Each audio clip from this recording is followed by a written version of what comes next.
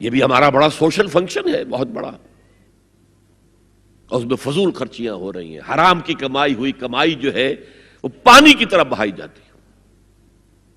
ابھی مجھے ایک صاحب نے بتایا کہ ممبئی میں 2 شادیاں ہوئی ہیں مسلمانوں میں، ایک میں 1.5 کروڑ روپیہ خرچ ہوا، ایک میں 80 لاکھ خرچ ہوا۔ ہم نے وہاں اصلاحی تحریک شروع کی، ضیاء الحق صاحب نے بھی کوشش کی تھی، آرڈیننس پاس کیا تھا، لیکن یہ چیزیں قانون سے نہیں۔ آپ کہیں کہ کسی دعوت میں 50 سے زیادہ مہمان نہیں آئیں گے، وہ 100 آ گئے تو زیادہ سے زیادہ یہ ہوگا پولیس والوں کو رشوت کا کھاتا کھل گیا، جو یہ پیسے لے جائیے صاحب۔ کبھی کبھی وہ پکی پکائی دیگیں لے جا کے اپنے تھانے میں بیٹھ کے کھاتے تھے، لیکن قانون سے نہیں بدلتا مزاج۔ ہم نے کیا طے کیا؟ دیکھو یہ ہے چٹان کی بنیاد۔ آپ کو بڑی اونچی بلڈنگ بنانی ہو تو دیکھنا پڑتا ہے چٹان نیچے بنیاد زمین کیسی ہے۔ تو بنیاد کیا ہے؟ آپ سادگی کرو، سادگی کرو، سادگی کرو، یہ واسطہ بے معنی ہے بالکل، اس لیے کہ غریب کی سادگی کچھ اور ہے، امیر کی سادگی کچھ اور ہے، سادگی کے ایک معنی تو نہیں ہے۔ لہذا کوئی جو ہے راک فاؤنڈیشن وہ تلاش کی جائے، وہ ہم نے کی تلاش۔ جو تقریب حضور سے صحابہ سے ثابت ہے ضرور کرو، ضرور کرو، ضرور کرو، عضوا علیہا بالنواجذ، اپنے دانتوں سے پکڑ لو اس کو۔ اور جو تقریب ثابت نہیں حضور سے اور صحابہ سے، یقیناً یہ کہیں باہر سے آئی ہے۔ یا تو ہمارا خاندانی پس منظر جو ہے، اکثر تو ہندوؤں سے مسلمان ہوئے، وہ سادات ہوں، صدیقی ہوں، فاروقی ہوں، عثمانی ہوں، وہی ہیں نا جو باہر سے آئے تھے، باقی تو اکثریت یہیں سے، وہ اپنا ہندوانہ پس منظر لے کر آئے۔ تو جس کا ثبوت صحابہ کے دور میں نہیں، وہ یقیناً باہر سے آئی ہوئی چیز ہے، اس میں پھر سادگی نہیں، اس میں کمی نہیں، جڑ سے کاٹو اس کو۔ اس بنیاد پر ہم نے 5 فیصلے کیے، ذرا سن لیجئے آپ بھی، اگر آپ کوئی سوشل ورک کرنا چاہیں اس کو عام کریں۔ نمبر 1، نکاح مسجد میں۔ حدیث موجود ہے، ترمذی شریف کی روایت، اعلنوا ھذا النکاح واجعلوہ فی المساجد، نکاح کا اعلان عام کیا کرو، مسجدوں میں منعقد کیا کرو۔ میں حیران ہوتا ہوں کیوں نہیں علماء کرام نے اس کی طرف توجہ دلائی۔ حدیث ہے، ہاں میں مانتا ہوں ان کا کہنا یہ ہے کہ یہ یہاں جو امر ہے کہ مسجد میں منعقد کرو، یہ امر وجوب کے لیے نہیں ہے، استحباب کے لیے، مستحب ہے یہ کہ مسجد میں۔ تو بھائی مستحب کیوں چھوڑ رہے ہو تم؟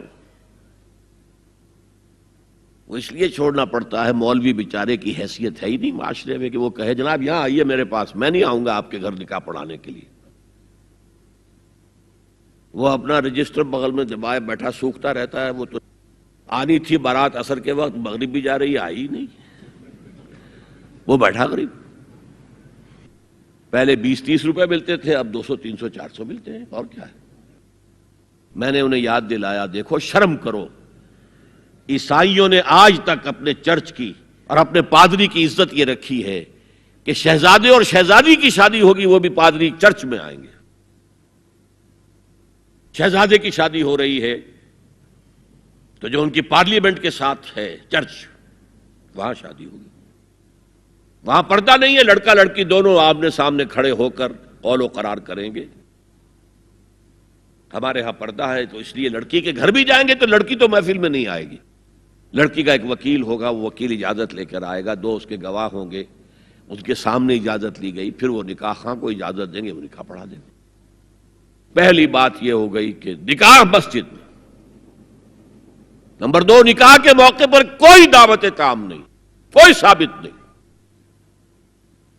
دعوت طعام صرف ایک ہے، وہ ولیمہ ہے، اور اس قدر معقول بات ہے، سب باپ اپنے سینوں پر ہاتھ رکھ کر سوچیں اور میری بات سنیں، کیا بیٹی کو گھر سے رخصت کرنے کا وقت جو ہے وہ خوشی کا وقت ہوتا ہے؟ جب بیٹی گھر سے جا رہی ہو، کوئی جانور بھی آپ قربانی کے لیے، کوئی مینڈھا کو بکرا لے آئیں 8-10 دن پہلے اور بچے مانوس ہو جائیں، تو وہ جب آپ ذبح کرتے ہیں تو پچھاڑے کھاتے ہیں کہ نہیں بچے؟ اور یہ لخت جگر ہے، نور چشم ہے، 18 20 22 برس گھر میں رہی ہے، وہ جا رہی ہے.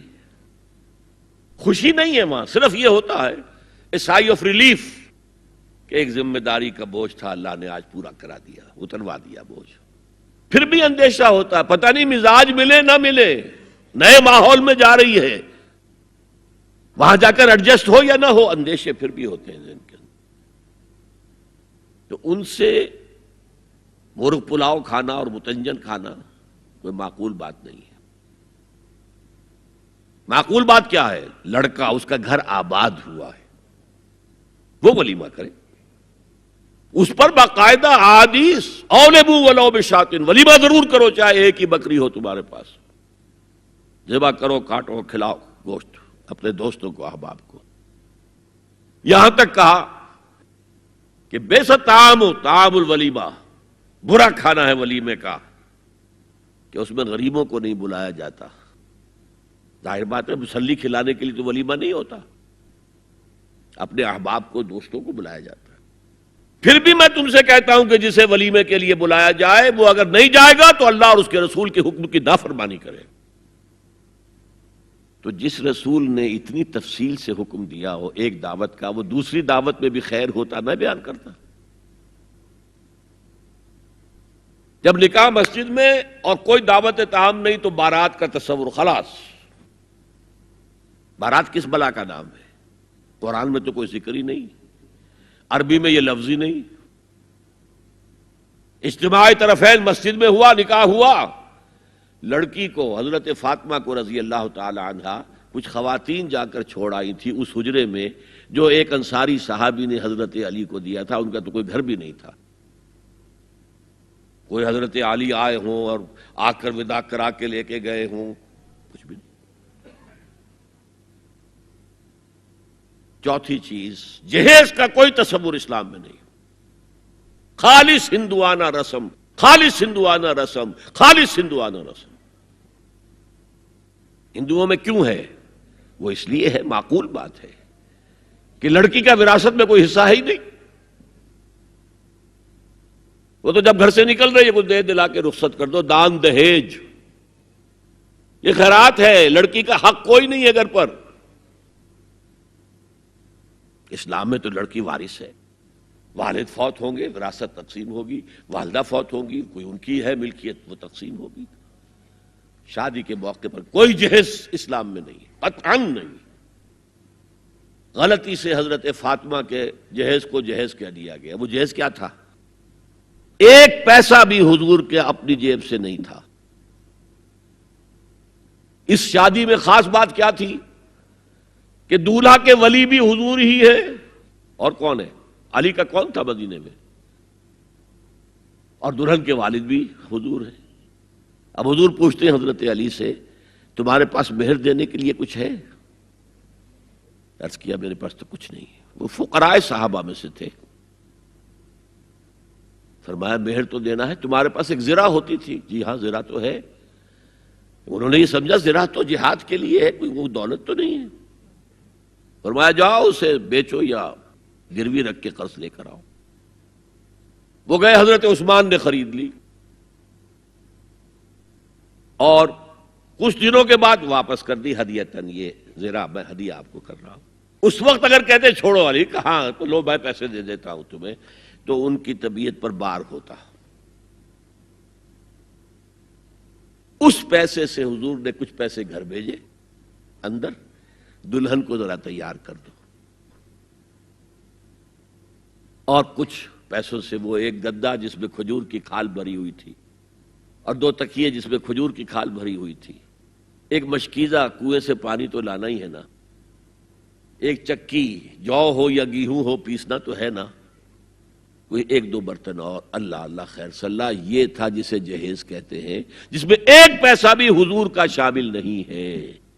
وہ حضرت فاطمہ کا مہر تھا جسے بنایا گیا. ورنہ مدینے ہی میں دوسری آپ کی صاحبزادی کا نکاح حضرت عثمان سے بھی ہوا. کہیں ذکر ہے جہیز کا؟